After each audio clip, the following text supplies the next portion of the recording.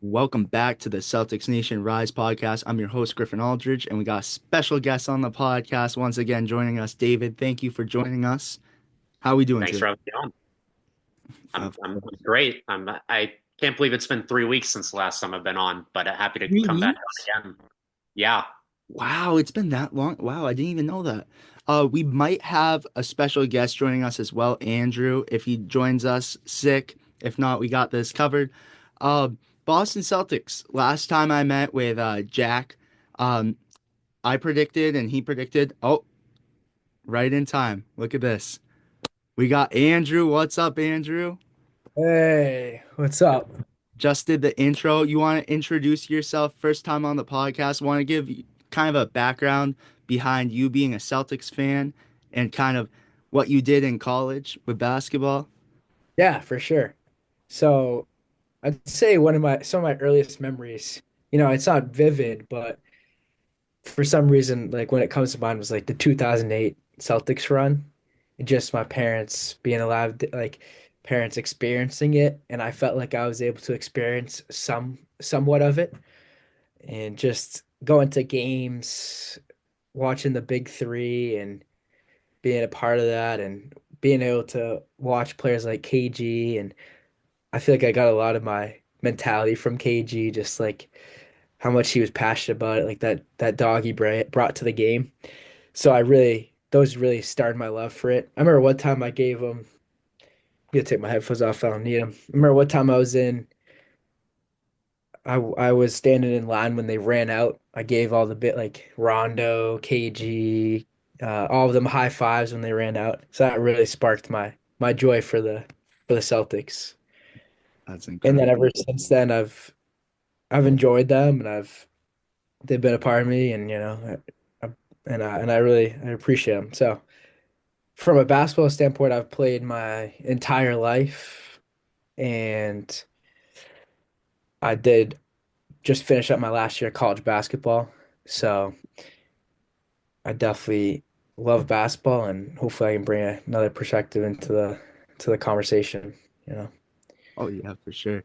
I wanted to say this. You definitely give that KG vibe on the court. Like when I saw you play a lot, you definitely have that mentality, just like clapping, getting all hyped up. I love that. I love watching I you appreciate it, yeah. I hyped. mean, I just there's nothing better than it when he's banging his head up against the wall and getting fired up, it's the Celtics culture. That's what it's all about.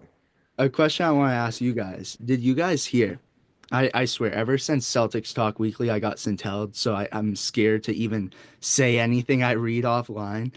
Um, but you guys heard that, like, before games, he would smash his head against the wall for like 20 minutes straight. You guys heard that, right?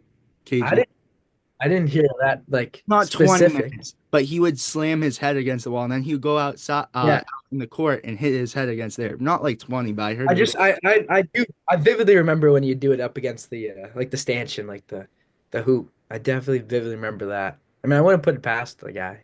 Oh, yeah. Have you ever heard that, David? that kind of sounds familiar.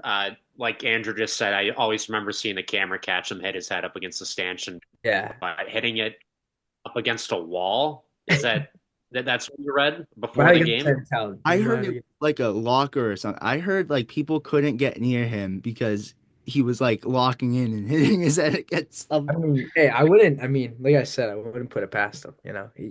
He had a crazy I'm routine.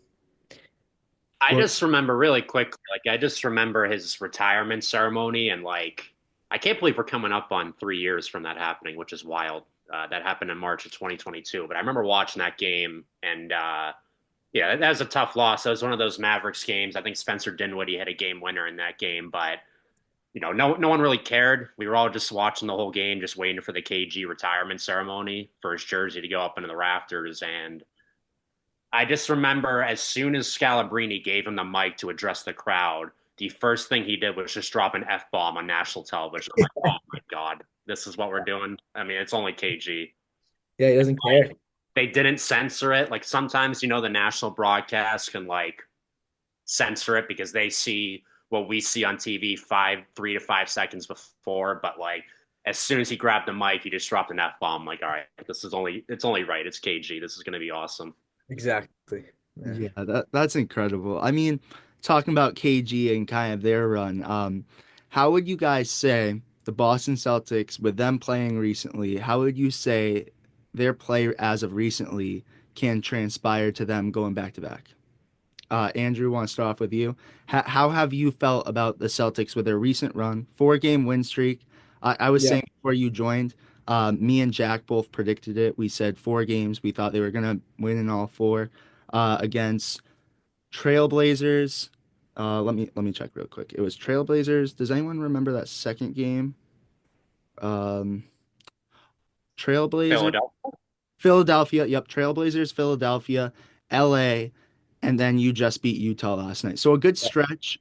Um, 4 game win streak. Andrew, how are we feeling? How are we feeling right now and going forward to the playoffs? I'd say what stands out most to me is the depth that they have. I'm sure you guys have already talked about it, but Pritchard and White dropping the 40, 40 points each. I mean, it's ridiculous. And then we just had Hauser last night score 30 and almost break a record with threes. It's just how do you day by day, how do you scout this team and how do you like go into a game and be like, well, we're gonna try to shut down these guys, but these guys are gonna go off, you know? So it's just a tough task for every team. And I just think there's so many pieces that it's hard to really compete with them. Yeah, David, what about you? Yeah, I think the big thing for me lately is really right before the All-Star break is just the emergence of Jason Tatum, arguably playing the best basketball of his career. He's had 4 40-point games this season, and like 3 of them have come the last month or so, which is insane. But more so for him and even Jaylen Brown, just their playmaking, like they're seeing the floor at such a high level right now. Both of them are averaging 1.2 or 1.5 more assists per game this year compared to last year. So just their evolution as playmakers, getting other people the ball has been great. Derek White having fun again, finding his joy. He's been shooting a lot better lately. He had 13 points in the second quarter alone last night. And yeah, I just honestly think a final point I'll bring up is just the stay ready crew coming in and staying ready with all the injuries we've had lately. I mean, Porzingis has missed 7 of the last 8 games. Al Horford's been in and out of the lineup with that severe injury of a left big toe sprain that is really just handicapping him a ton. And yeah, it's just great to see like Kata step in. I still cringe sometimes when I watch Kata play. I'm not gonna lie because he does look a little clumsy out there, but he brings the energy. I was really impressed with how Baylor Shireman played against Philadelphia, especially for a rookie. That was really great to see. So yeah, it's just all starting to come together now at the right time for the Celtics, and we just hope that these good habits can continue for the last 15, 16, 17 games, whatever it is, heading into April. That's crazy how little amount of games until playoffs. I'm getting hyped. I'm getting hyped. Yeah, fair enough. To Oh, touch on David's point real quick with Tatum and Brown and their ability to play make, it's just it's cool to see because I think a lot of people critique them on their scoring and how they impact that way. But if you really watch a game and you see Tatum accept a double, accept a trap, and just facilitate out of it and find the open guys, just there's a reason why these players are scoring the way they are and getting the looks that they're making. So it's cool to see. it really is. It's incredible. And I kind of want to add on to what David said too. Last night, I wrote this down in my notes for Celtics Talk Weekly, but I didn't bring it up. They looked like bowling pins out there just last night. I swear that's the first game I watched where everyone was just falling. There was a play that Sam Hauser and Kata were both on the ground at the same time. I'm like, what am I watching? Am I watching MMA? Like, I Yeah. just figured that up. I thought that was funny. Um, but obviously we talked about kind of injuries. And a thing I kind of wanted to ask you guys about and kind of touch up on is the weird tweet. We talked about it a lot last night on Celtics Talk Weekly. Go check it out. Link in description to hear our full points on Porzingis. But how do you guys feel about this? So Porzingis has been out for a while. 7 games, I think you said, right, David? 7 of the last 8 games. So I'm gonna read this, but he posted a weird tweet last night, an hour into the game. He said, I have been dealing with a viral illness that we haven't been able to fully identify yet. All right, first of all, that first part, what? A viral illness that they haven't been able to identify. All right, a little alarming. I am Mhm. recovering and getting better, but still working my way back to full strength to help this team. Thanks for the support, and I'm hoping for a healthy return soon with praying hands and a green heart. Um, Andrew, I kind of want to start off with you. All right, so we kind of talked about this. This illness has been going on for a while, and no one really shined a light on it. Okay, he's sick, might be injury management, but him posting that tweet kind of changes the whole thought of that. What do you think about that, Andrew? I mean, I don't know the specific details of it, I mean, I don't like the sound of viral illness. I mean, I think that and they're still trying to figure out what it is. I mean, I'm sure it's nothing too serious, but that always raises concern and could be a lengthier process for him to come back. But I mean, I don't know that I couldn't tell you like the details of it. But I mean, it's still concerning because the longer we wait for him to come back and have an impact on him. But I think we'll be fine. And we've seen in the past seasons, like we've seen in the playoffs last year, like he didn't come back right away, but he came back and made an immediate impact. So it doesn't raise too much concern as long as he's okay. I like that take, and I want to ask you this, and then we'll hear David's thoughts. We Mhm. asked this on Celtics Talk Weekly last night too. Where is your concern level, like a 1 through 10 right now? Not too high. Probably like a 3, 4. I I mean, like I that. think on this, but who knows? It could be like I know there's the norovirus going around. I know that's a big one, so not sure the details of it, but hopefully he's okay. Yeah. David, what are your thoughts? Yeah, so I dealt with a viral infection myself, not comparing myself at all to Kristaps Porziņģis here, a 7'3" NBA player. I'm far from that. But for the first 5 weeks of this year, I dealt with a viral infection on and off. And like that stuff's no joke in the sense that, you could take as many cough drops as you want or whatever, or get as much rest as you need. But like 1 week you feel great, then the next week it's back to feeling awful, and it's like on and off. Luckily, I'm better now, but I can certainly sympathize and maybe empathize a little bit with how KP is feeling because that a viral infection is one that lingers and it can take a few weeks to eradicate. Um, it is definitely alarming as we talked about with that first part of that tweet that he hasn't really played in almost a month now, and the doctors still don't know what's going on with them. That was the red flag when I read that really concerned me. That there's still no real cause as to what's happening. You feel for the guy because it seems like he just has the worst luck with injuries. I mean, the finals last year, he had that rare leg injury. Um, had to miss the first 17, 16 games of this season recovering from that. It seems like he's just made of glass his whole career, which is awful.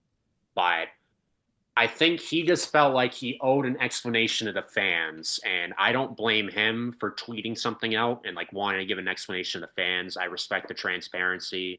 Um, my whole MO is we got, like I said, I think it's like 16, 17 games left. It seems like he's either going to be ready tomorrow or for the next game. I think we're playing Miami on Friday. Maybe he'll come back against Miami.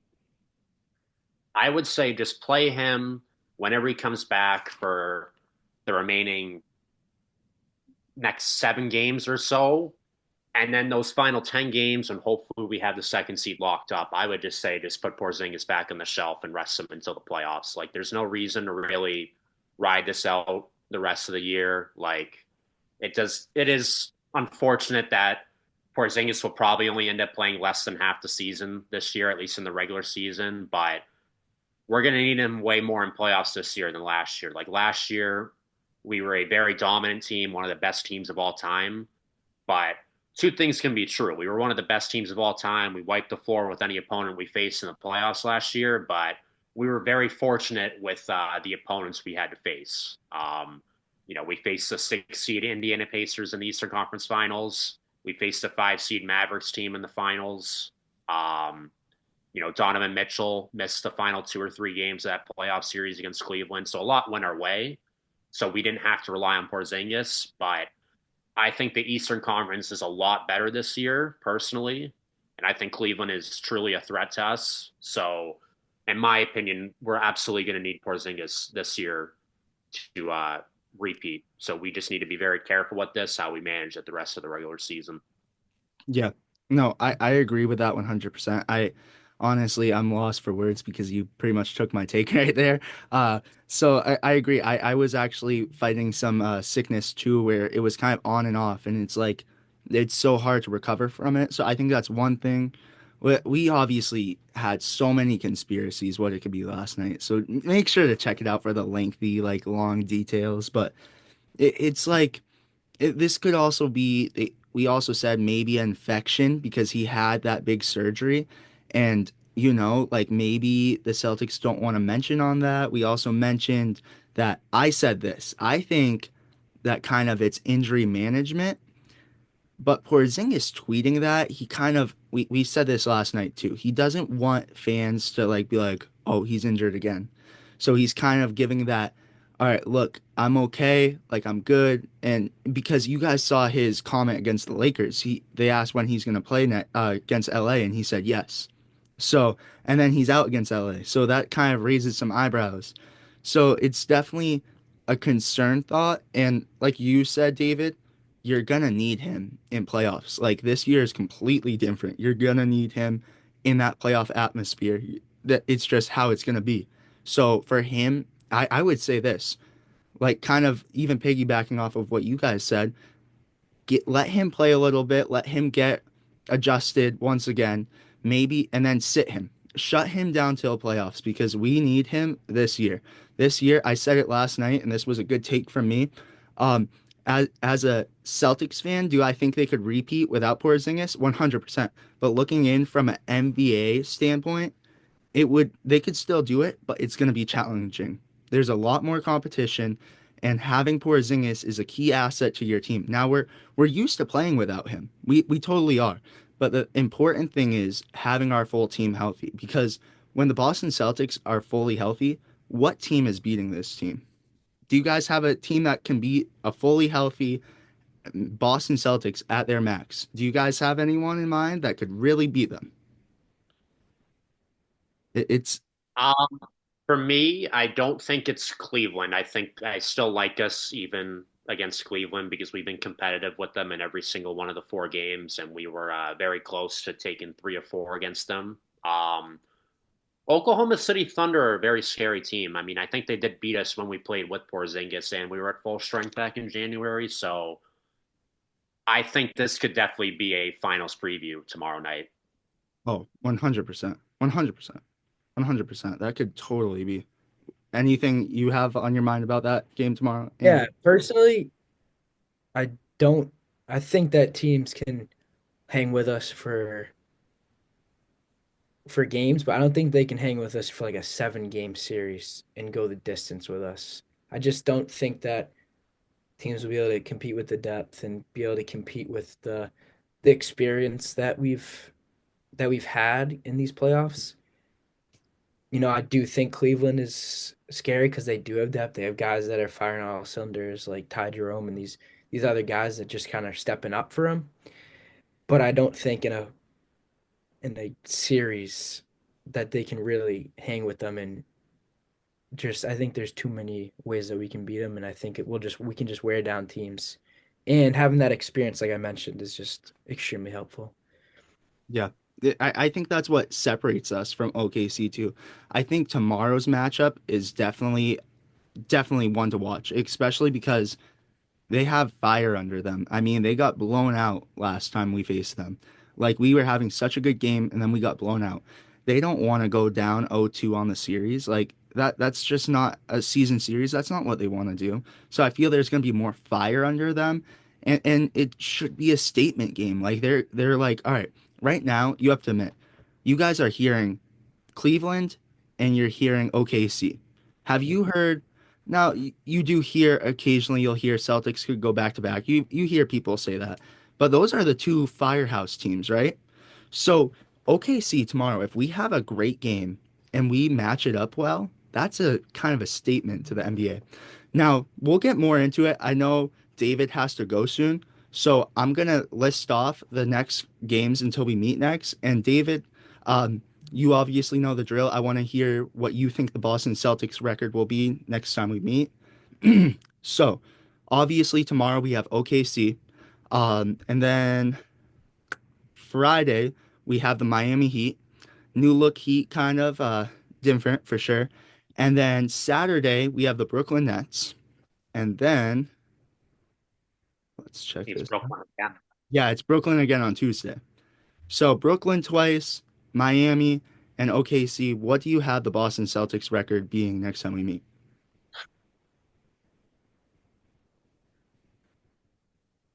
That's a good question. I want to say 4-0. It's hard for me to ever predict a team. I mean, my favorite teams to go undefeated across the stretch of games. I'll say I'll say 3-1. I think maybe I do think they win tomorrow. I think one thing we've done better this year compared to last year is, yeah, we've had a couple stinkers this year, but like last year we had, some of our 18 losses were like really bad and like really ugly, like early. Like I remember we had those two games against the Bucks last season and Milwaukee where it was like over in like the first 5 minutes. Whereas, we've had some tough losses this year, but I think we've done a better job of hanging around in every game for the most part until the very end. So I think we win tomorrow.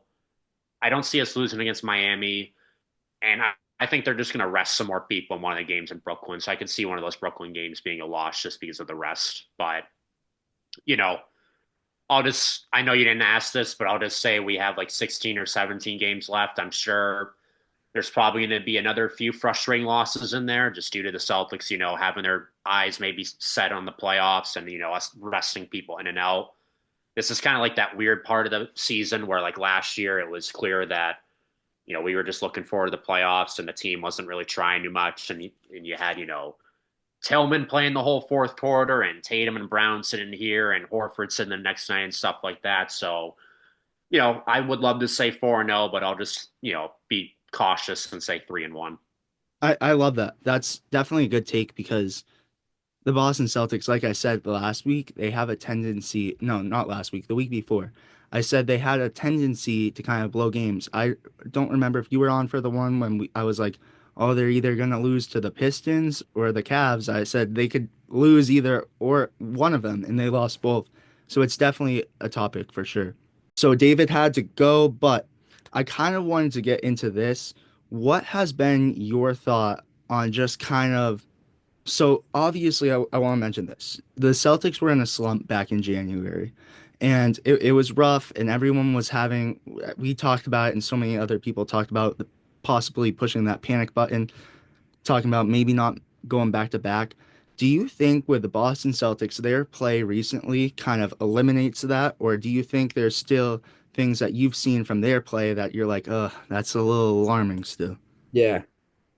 When that whole panic started and people were starting to say, are they starting to lose their touch? Are they not going to repeat? I was really not concerned. I think plenty of championships teams have gone through like lulls and they rest their guys. They're just kind of coming off that championship hangover. Like I think it's a real thing. And I know that under Coach Missoula and with the personnel they have, they're going to find a way to build back up and find rhythm once again. So I don't think I was really concerned. And during that stretch, they were like, weren't they like really high in efficiency on offense and all Yeah. these different like stats, right? So I think people were just jumping jumping the gun. And also, a team has high expectations when you just come off a championship. The Celtics organization sets high expectations for the team. So there's always going to be some sort of concern, and you can always find something to pick apart. But I really don't think that. I think when when it's a serious game and it matters to them, they rise up to the occasion almost every time. Yeah, I agree. I think one thing I talked about last night too, again, I know talking about last night a bunch. No, Um, no problem. Yeah, it's kind of just bad habits. The only thing they've been on a tear recently, the Boston Celtics. They've been winning games. They've been efficient with it. Their defense has kicked back up. Derek White, we talked about kind of Derek White and Sam Hauser stepping up back into their roles and Mhm. kind of bringing the Celtics back to where they were before the slump and kind of bringing them back to playoff basketball in a sense, kind of getting ready, kicking that gear into playoff mode. The one thing that upsets me, and I want to ask you this question as a basketball standpoint, because you've been played with the game and stuff. Um, Bad habits. That's the thing that kills me. The Boston Celtics will get up to a big lead and they get comfortable and they take their foot off that gas pedal.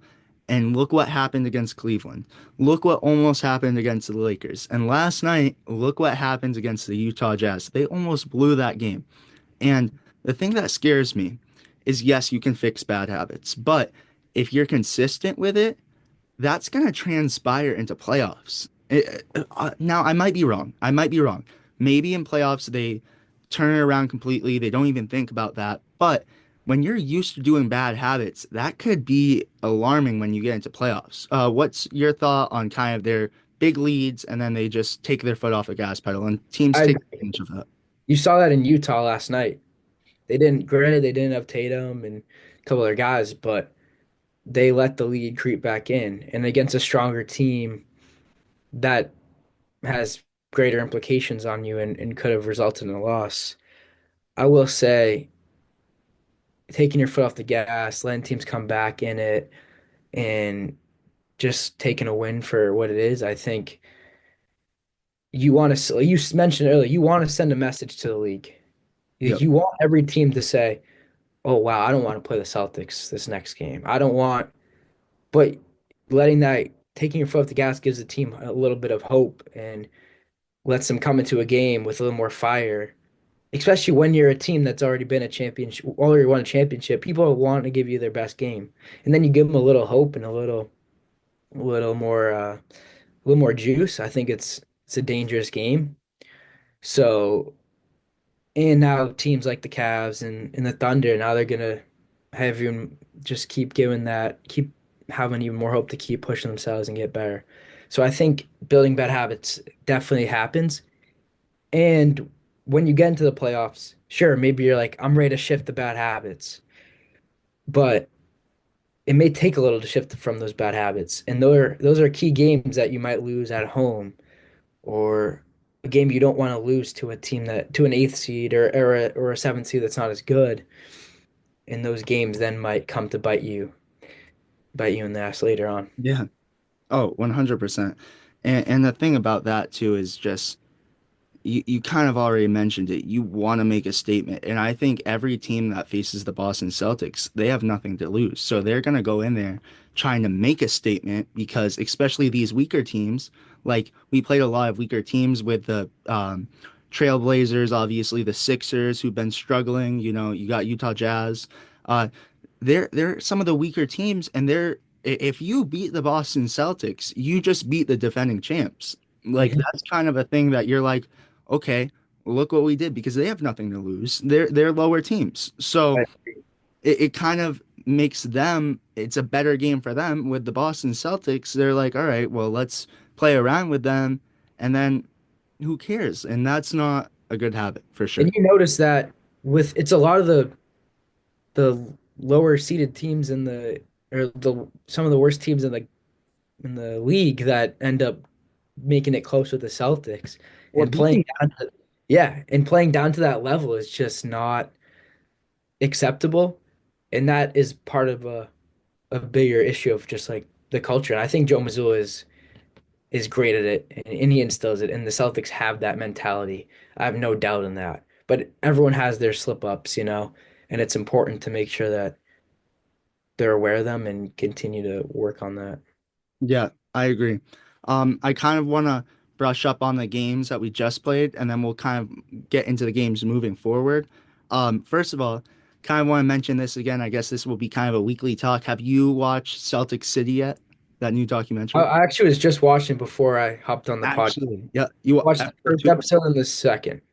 Got you, got you. I love it. What are your thoughts on it? I love it. It's awesome. It's I love how it touches upon the entire Celtics history.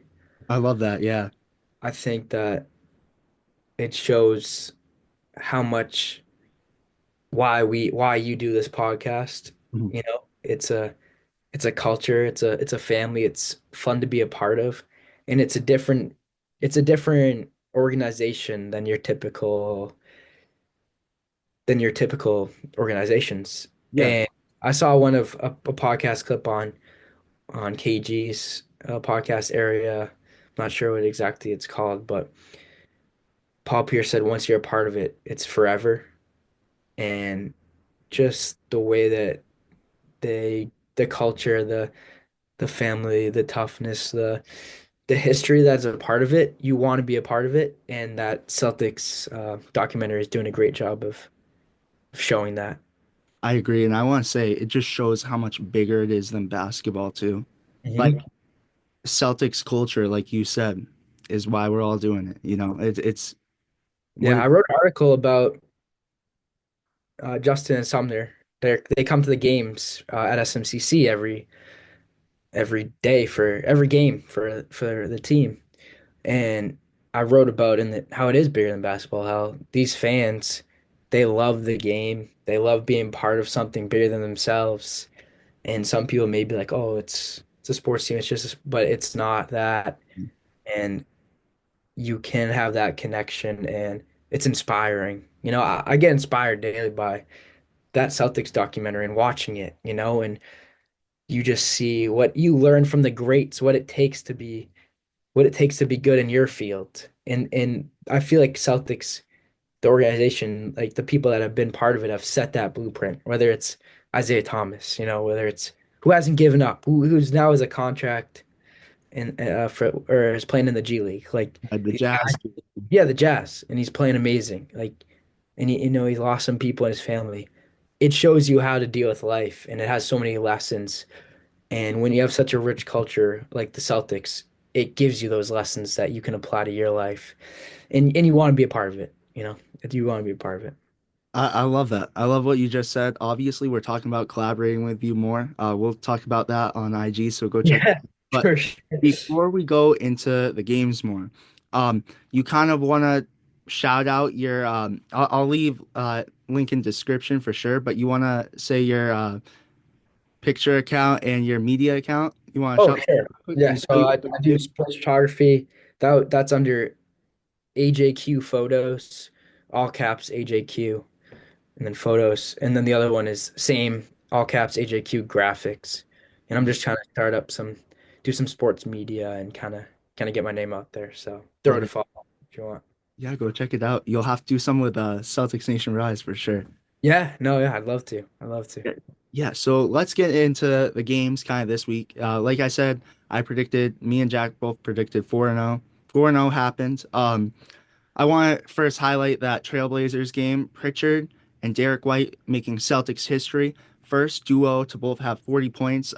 Peyton Pritchard had 43 points, 10 rebounds, 5 assists, uh, and had, let me check, shot 70% from the field goal.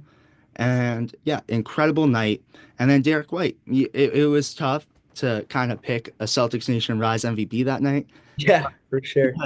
because Derek White had the same game. I mean, 41 points, 3 rebounds, 2 assists, 3 steals, 1 block, and shot 53.8% from the field goal. Great night. What do you think about that game?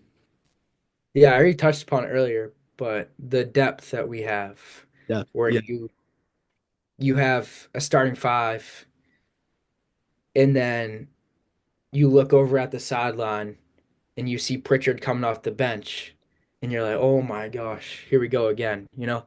Like a clip like when LeBron saw Kawhi come off the Spurs bench in that game. It's a similar feeling, you know. I love that. But I just think that it's debilitating to see this deep of a bench and teams get affected by that. So I think it's cool to see. And I think Payne Pritchard, Scalabrine talked about it last night, but it still applies to this now. he's definitely even finding more confidence. He's elevating his game to another level, and that's going to be important when it comes down to playoffs. Yeah, I agree. And it shows you how much depth we have. You already said it.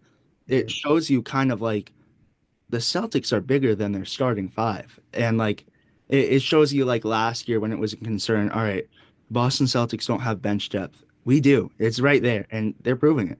Mhm. They are. Um, we fast forward to the Sixers game. Sixers having a lot of injuries. Jason Tatum won Celtics Nation Rise MVP with 35 points, 7 rebounds, 2 assists, 3 steals, and shot 60.9% from the field goal. Didn't play the third quarter, but David mentioned it earlier. Baylor Shireman stepping up.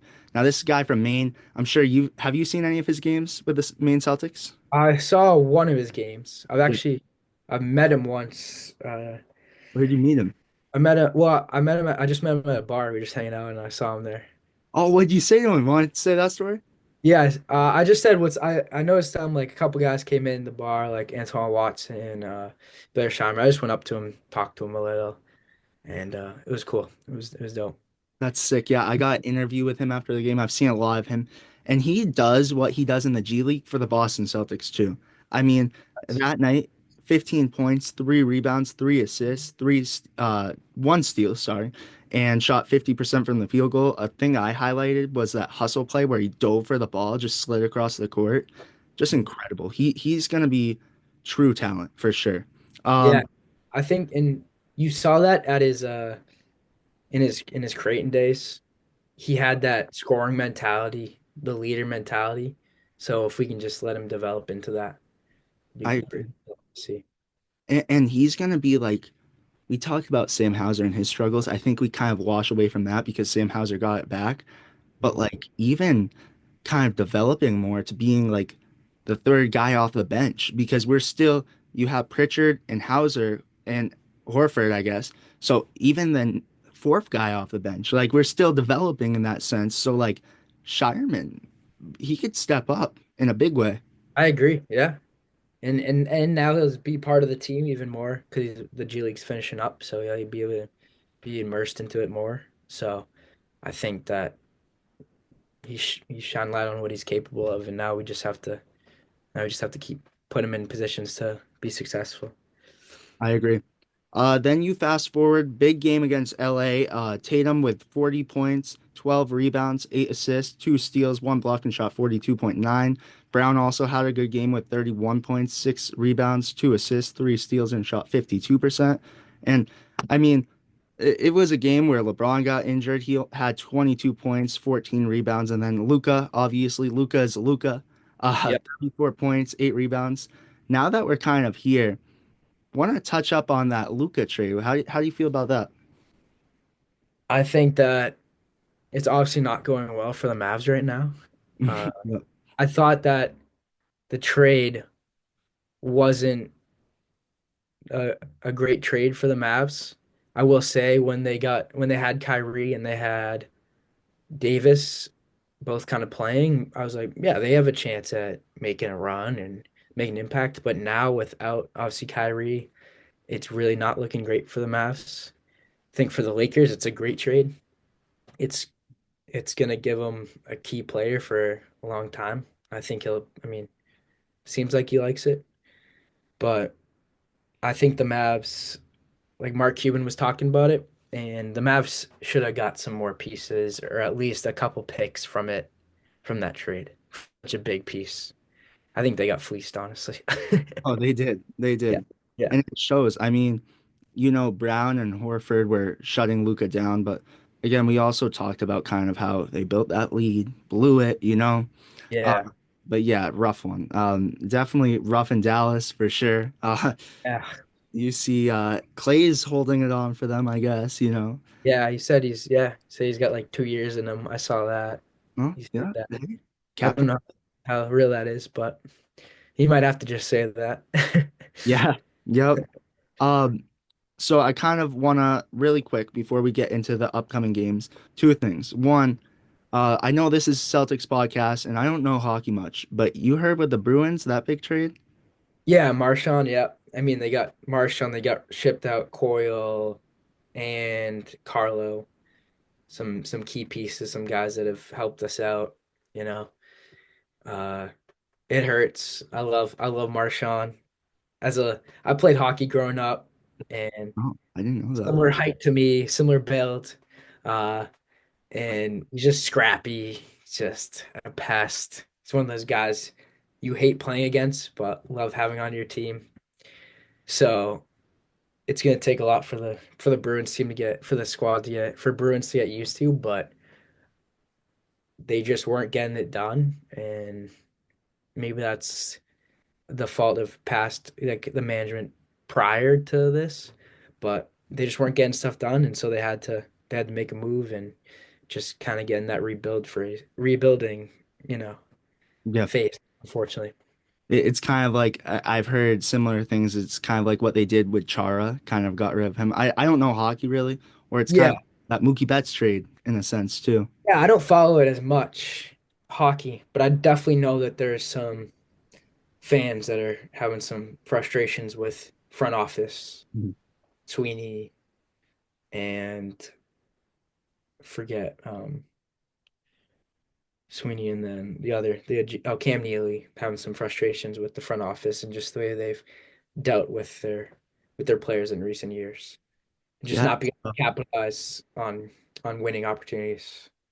yeah, and I'll say this kind of from a Red Sox or Patriots standpoint, it's kind of been like rough. I know it's been the city of champions early 2000s, and then Yeah, it's like the Celtics are doing great though. So we're all for the Celtics for sure. but But I will say one thing like about all these teams in Boston is they already have that winning expectation, right? oh So yeah, now and just as a Boston sports team, you have that expectation.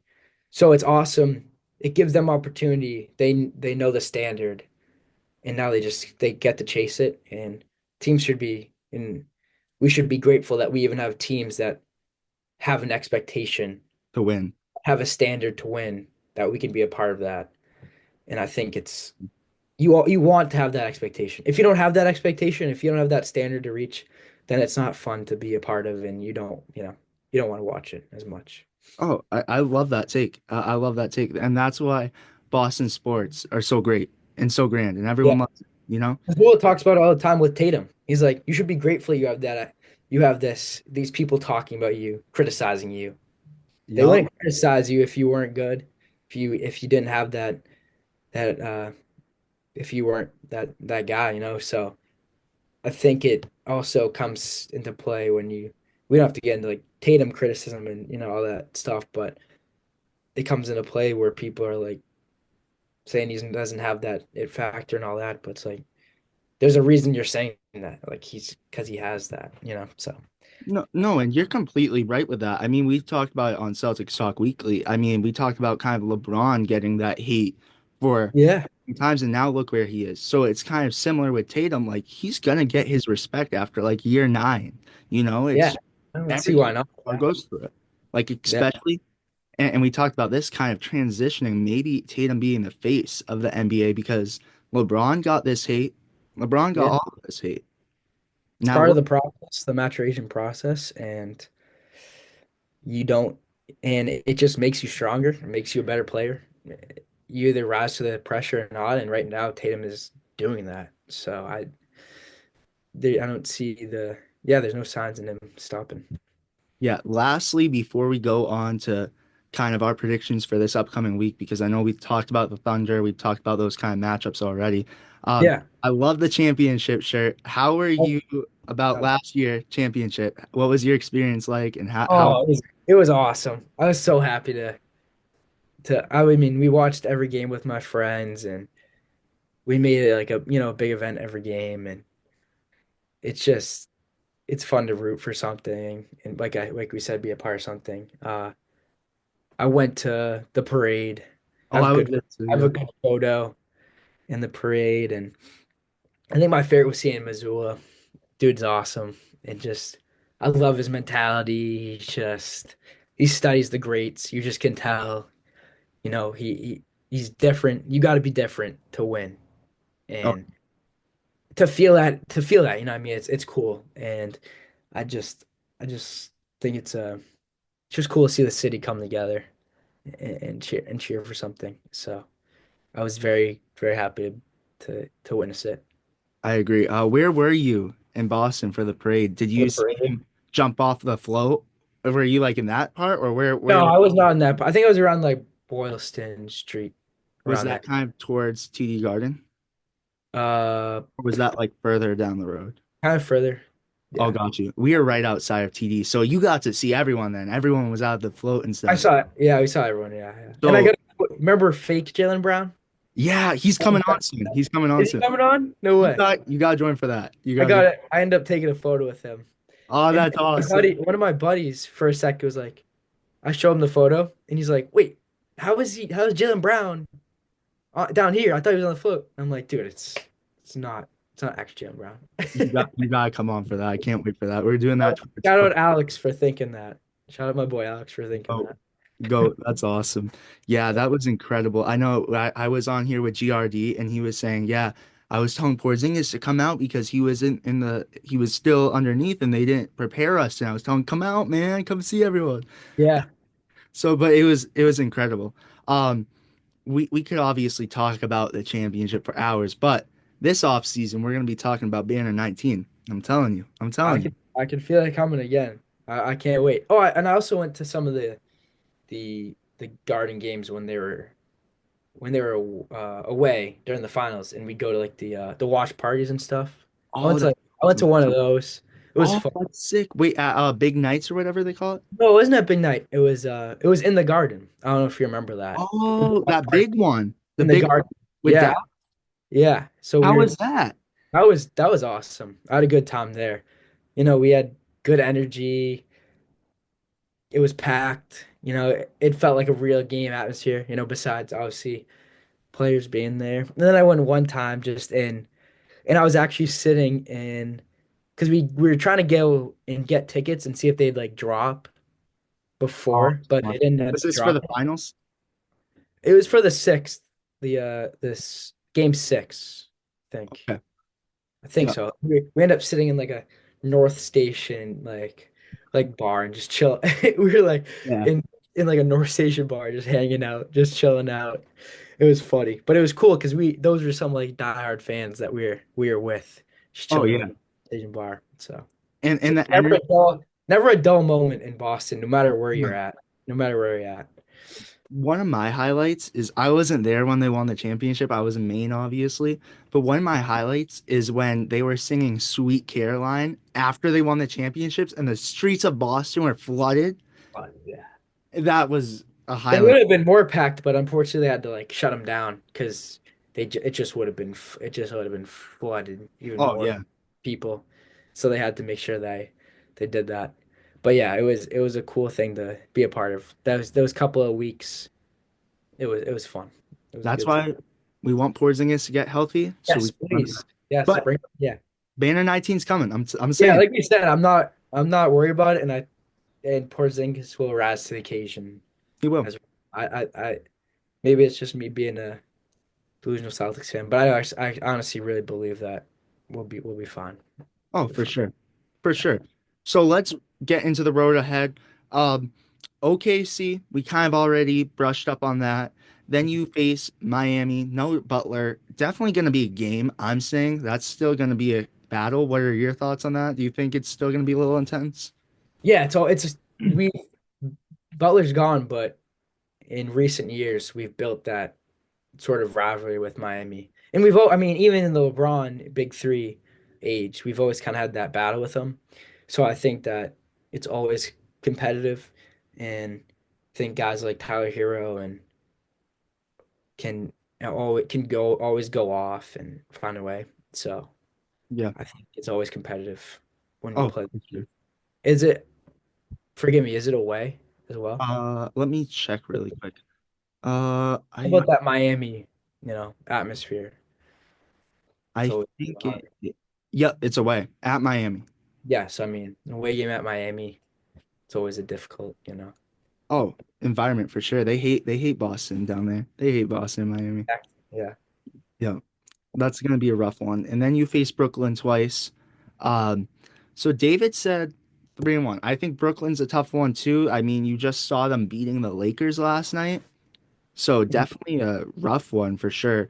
But what are your thoughts? 4 games. What is our record next time we meet next week? I want to say I'm gonna say 3-1. Okay, who do you think we lose to? I was looking at Miami. I'm like, Miami's got a nice little roster, and I don't. I'm gonna go 4-0 because I Okay. really don't think they lose. But I think if there's a game, Miami's gonna give them some trouble because I think that they got some pieces, especially if they added at the break that like are looking good. So I'm gonna agree with you. I'm gonna say 4-0, but I'm switching it up. I will say we have to give respect to the team that blew us out last that's time. true. The I didn't Thunder. even. It kind of blew past my mind to be honest. OKC. So it really could even, I hate to say it, but it could even be a 2-2 week. But I'm counting that out because the Celtics have been playing phenomenal Yeah, recently. I So don't see them. I don't really. I don't. I think 3-1 either. Maybe OKC or the Heat, but mm, in the back of my mind, I'm like 4-0 in my mind. You know. yeah, I think, yeah, I feel like it depends. If you beat, I'm saying 4-0. If they beat the Thunder with a statement win, I think that's going to kind of roll some more momentum Right. forward. Propelling forward. Yeah. And kind of push them to that, like, kind of firing heat, just going on a complete tear. But obviously, if it's a struggling game, you could also see them bounce back and be like, all right, well, we're dominating the Heat. So I think that's the game that stands out to me because you have to give respect to them. They blew us out last time. Yeah. Of Sure. course. So they're firing on all cylinders. They're a good team. They also have that depth to them. Shaw's playing at an MVP caliber level. I mean, it's Gonna be just MVP, I feel like. Yeah. gonna be MVP. So, and I feel like they match up fairly well with us. Oh, They for have, sure. they have that size that kind of can give us some trouble, Yep. and they just have some guys coming off the bench right now that are playing well for them. So, yeah, I think it'll be a competitive game Oh, for for sure. sure. So we will see you guys next week. I predict 4-0. Andrew predicts 4-0. David predicts 3-1. But hopefully next time we see you guys, the Boston Celtics are on an 8-game win streak. Thank you guys for watching. I'm gonna leave links in description for Andrew and his stuff, and I'm gonna leave a link in description for Celtics Talk Weekly last night. Make sure to like and subscribe. Thank you guys for watching. Peace.